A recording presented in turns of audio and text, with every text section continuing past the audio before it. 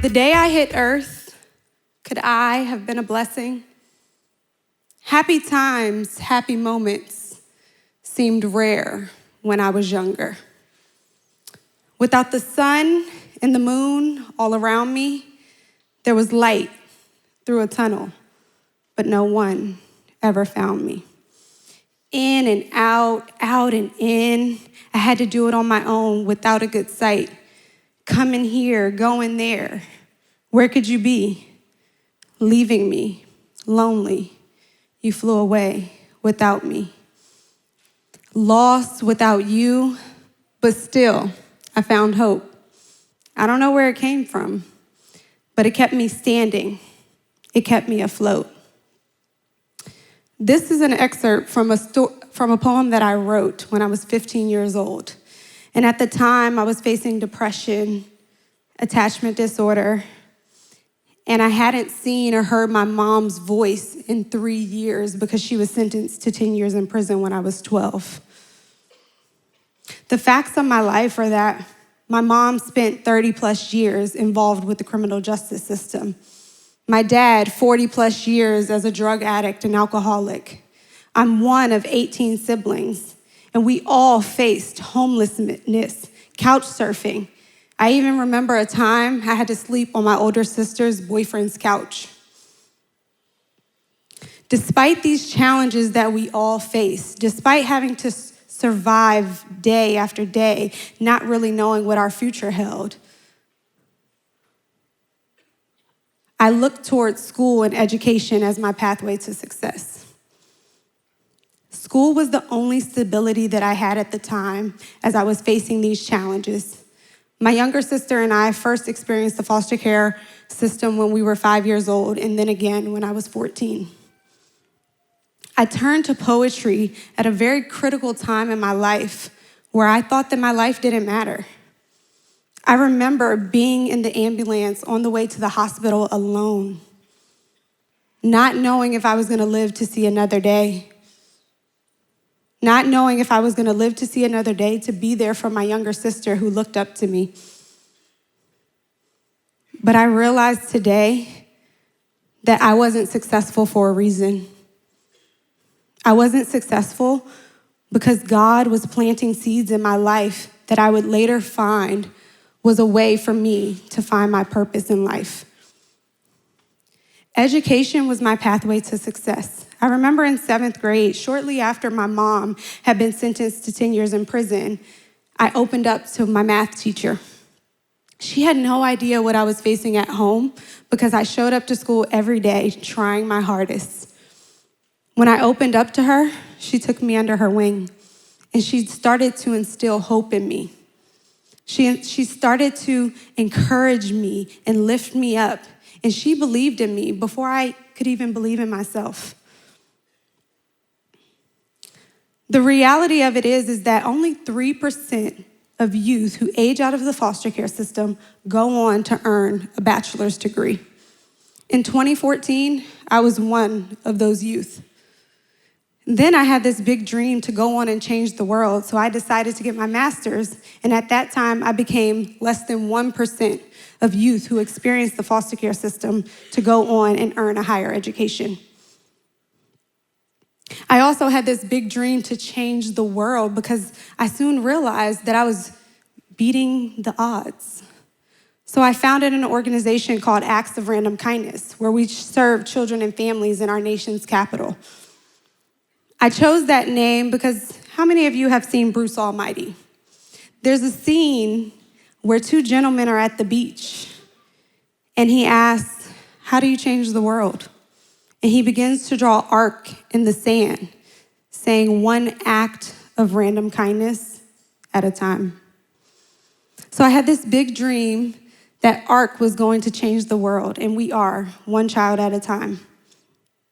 But then I started to get this question very often. How'd you do it, Cordelia? How'd you face all this trauma? How'd you break down these barriers? How'd you get to where you are? And what I realized was that the hope that the people around me were instilling was the size of a mustard seed. And research shows that if you have faith and hope the size of a mustard seed, that it'll move mountains. And I was very grateful that that's what occurred in my life. The poem that I wrote, that I share with you all today, was the poem that I wrote as I entered my first pageant. I was at my foster mother's job one day, and I was just searching on the web, trying to find ways to build my self-confidence. I came across pageants, and I took the information to my cheerleading coach at the time. And she said, "I have the pageant for you." She signed me up for a pageant. It was a week away, and I competed, and I won. I had no idea what I was getting myself into. I continued to compete in pageants thereafter because I said, I could be Miss USA or Miss America. Let's do this. I had a head judge tell me after one pageant that I should be writing a book somewhere and that I shouldn't be competing in pageants. And I probably should write a book one day, but that wasn't the point. The point was this was something that happened in my life that I could actually work towards, that I could try to achieve outside of just surviving every day.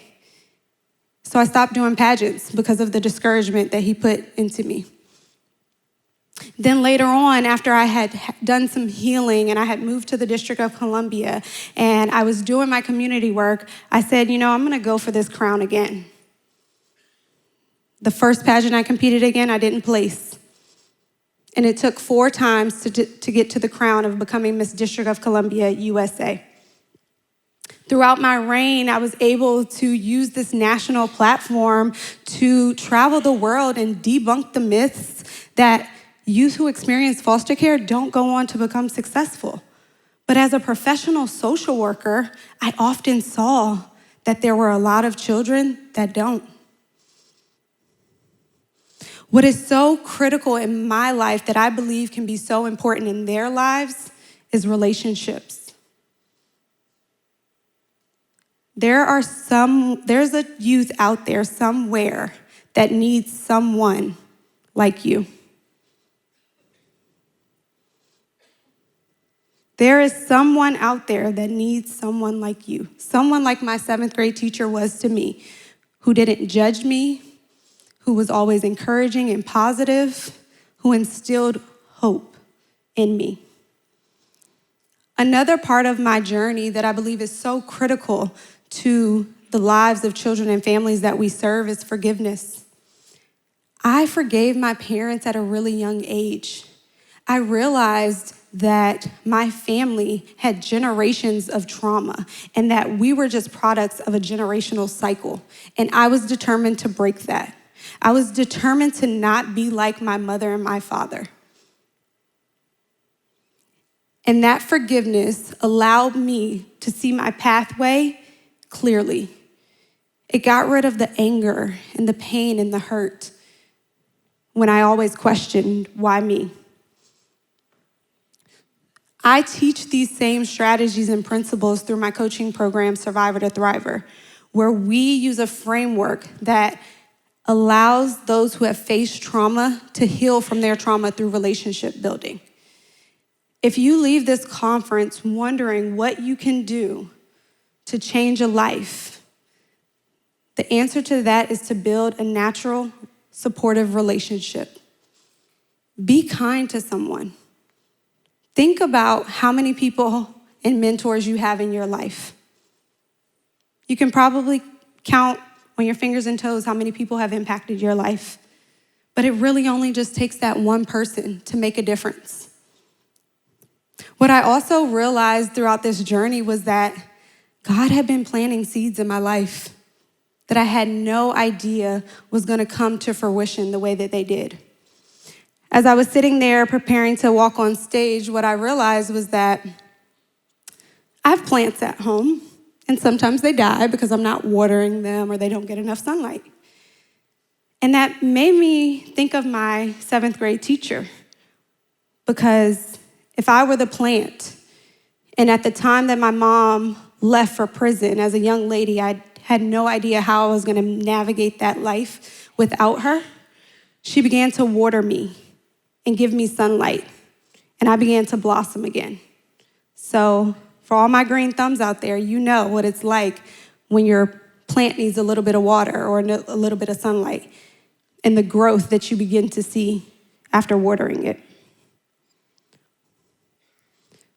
I also asked myself when I walked on this stage, the day I hit earth, could I have been a blessing?